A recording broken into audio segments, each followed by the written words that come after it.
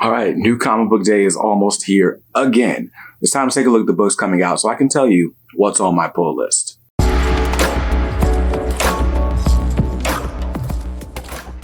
Welcome back to Comics Are Dope. I'm BJ Kicks, and this is the pull list. It's my weekly video series where I tell you of the books that are coming out this week, what's on the pull list, what's on the chopping block, and what's on the maybe list. Things I'll be making a game day decision on. We're still in the summer of savings. I'm still not buying a ton of DC books, but Night Terrors should be over like this week or next. So we'll start to see that number pick up a little bit. But for now, we're saving money. We got nice light comic book weeks, and I couldn't be more excited.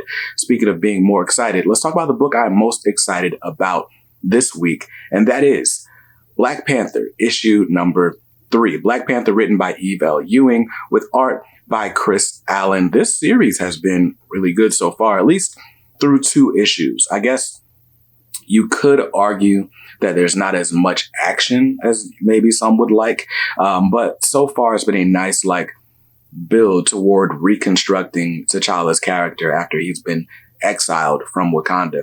We got to meet his secret identity, or his newest secret identity, in issue 2.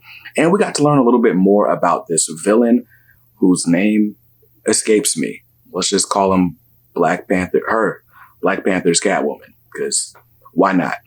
So anyway, it's been an interesting enough story, just kind of seeing the inner workings of Burning T'Chaka, and just how T'Challa is kind of learning the ways of the people from the ground up. But we're also getting a little bit of insight into how the Wakandan government is working without T'Challa. We saw a little bit of a glimpse into what Shuri has been going through and why it might be difficult for her and T'Challa to communicate. So there's been some pretty interesting developments going on through 2 issues, and I'm excited for issue 3. In issue 3, we're going to see another appearance from Deathlock. What we found is that, without spoiling too much, somehow Deathlock has been pit against T'Challa. So we're going to see a bit of a showdown. So some of that action I was telling you feels like it's missing. We'll probably get it in this issue, and I'm excited about it. Black Panther issue 3's got a cover price of $3.99. I'm grabbing the cover A. That cover A is by Torrin Clark, who's one of my favorite cover artists here lately. So since Black Panther is the book I'm most excited about, we'll go ahead and continue talking about the Marvel books on the pull list, starting with The Amazing Spider-Man issue number 32. Now, I can't even lie. I don't think I've even picked up issue 31 from a couple weeks ago yet. It was a big oversized issue. It was $10. So when I went to the shop, I picked up a bunch of books, but I left that one right there in the box. So I'll have to grab it later.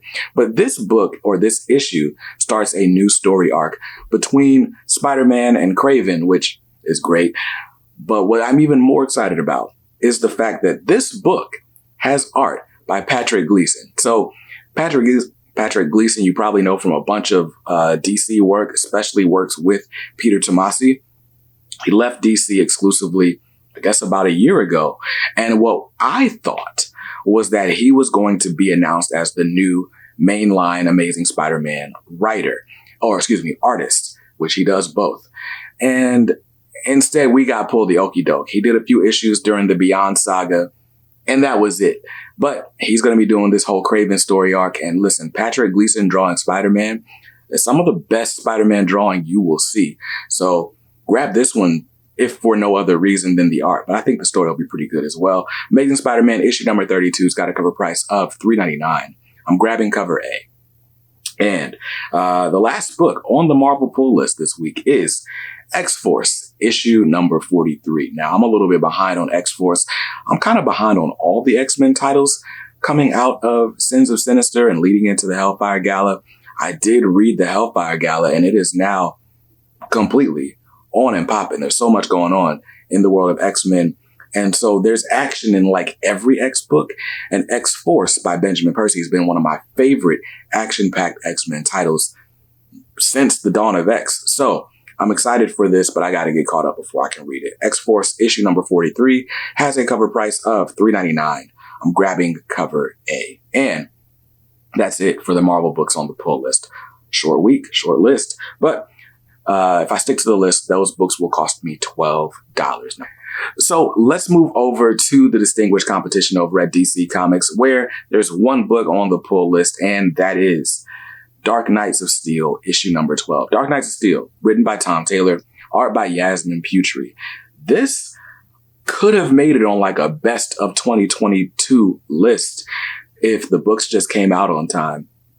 I don't know that we're like 8 months behind. It started kind of middle of last year.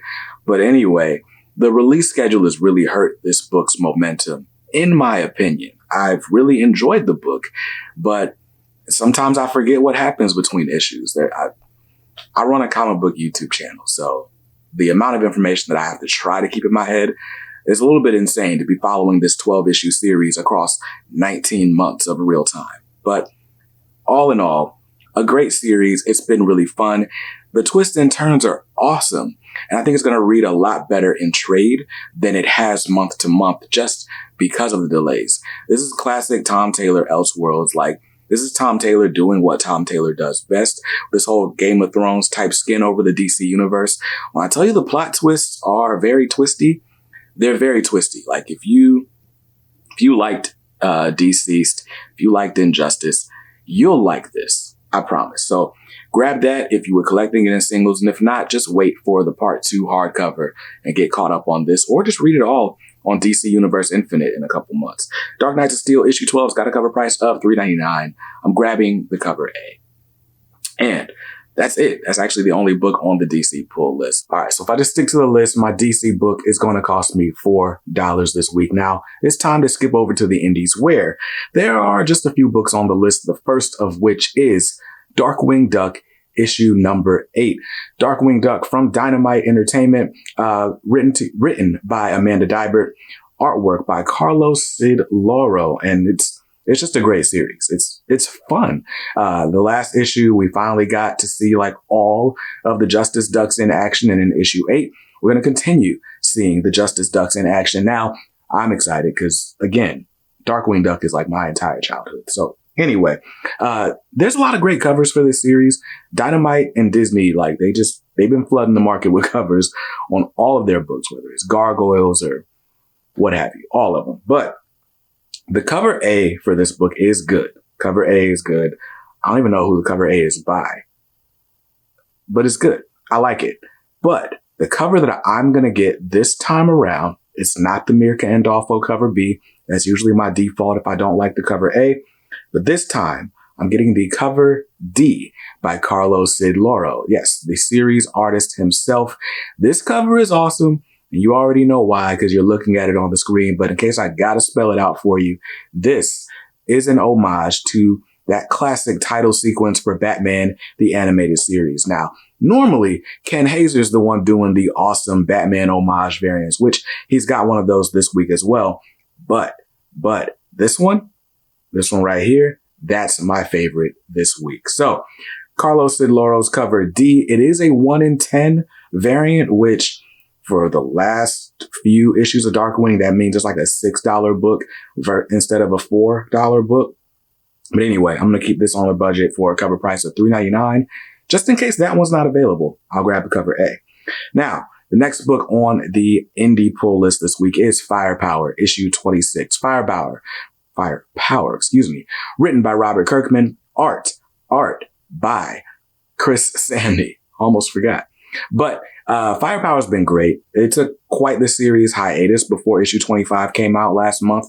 And hey, we're right back to the action. Now, according to the solicit, in this issue, Owen is going to be trying to train other people to use the firepower.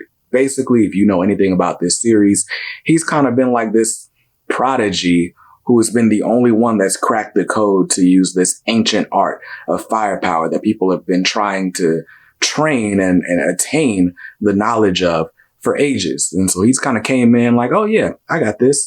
And, there are other people in his family line that have done it as well. But now we got to see if he can give those powers to other people, not give them, but train them to use them. It's good old Kung Fu Panda. See if the panda can discover how to use chi. Anyway, I don't know. The things that connect in my head. But anyway, Firepower issue 26 has a cover price of $3.99. I'm grabbing cover A.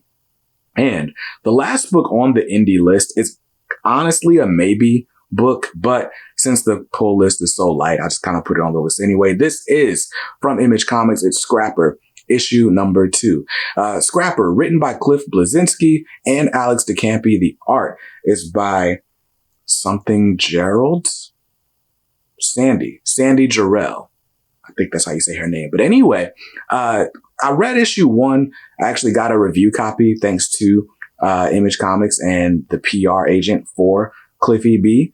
Yes, Cliff Bleszinski, also known as Cliffy B. It's kind of like a legendary video game creator. And I'm not a big gamer, so that name didn't stand out to me. But I read issue 1, and in issue 1, I actually posted a little short on my channel earlier today.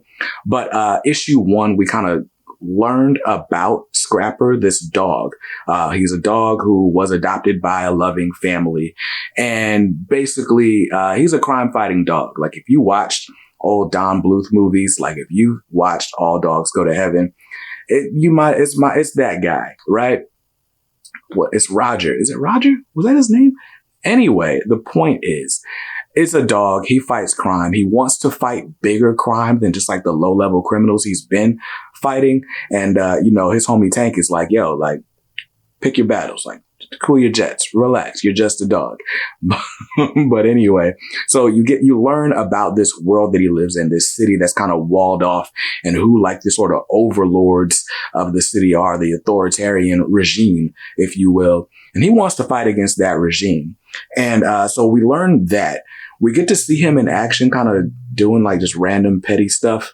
And then we get to see basically the big event that's going to compel him or propel him into motion for issue 2. It was a good book. Issue 1 was good. I did feel like they tried to put too much in that one issue. Like there's some of the scene transitions are jarring because you've got to jump to a lot of conclusions in your head. And I feel like that's only because they didn't have room to flesh out the story properly. But at the very least, we know who Scrapper is. We know why he's motivated to act, and we know who he's got to fight. So issue 2 should be interesting. Hopefully they can slow the pace down and kind of, do well. But issue 2 is out this week with a cover price of $3.99. And I'm going to grab the cover A. And that's going to do it for the indie comics on my list. So if I just stick to the list, those will cost me $12 this week. And I am up to a grand total of a whopping $28. And that's before my taxes, before my 10% subscriber discount, before bags and boards, before all that. But it'll probably be about $27, $26 when it's all said and done. But what's on your pull list this week? Are you enjoying Night Terrors? Like, am I tripping? Like, should I be reading Night Terrors? A bunch of it's available for DC Infinite Ultra subscribers right now. So I can get fairly caught up. Let me know which ones are actually worth checking out. Maybe I'll do that digitally and give you my thoughts on that. Other than that, man, tell me what you're excited about in the comments down below, and I'll see you guys in another video real soon. Huge thanks to the channel family for making this one possible. And until next time, stay safe out there, and make sure you're reading something dope today. Peace.